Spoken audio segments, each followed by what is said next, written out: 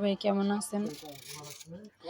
Hello everyone, আসসালামু আলাইকুম। আপনারা সবাই কেমন আছেন? আমি আলহামদুলিল্লাহ আল্লাহর রহমতে অনেক ভালো আছি।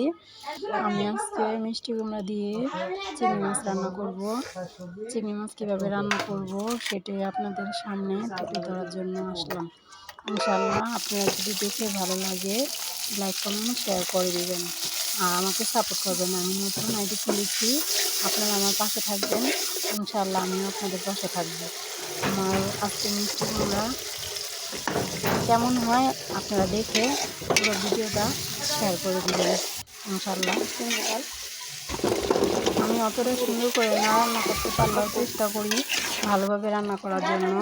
আর আপনাদেরকে কেমন রান্না করেন জানি না, কিন্তু আমাদের দেশে আমাদের অঞ্চলে এভাবে মিষ্টি কুমড়া দিয়ে চিংড়ি মাছ দিয়ে রান্না করে, শুটকি দিয়ে রান্না করে, খেতে অনেক ভালো লাগে, খারাপ লাগে না আলহামদুলিল্লাহ। যাই হোক,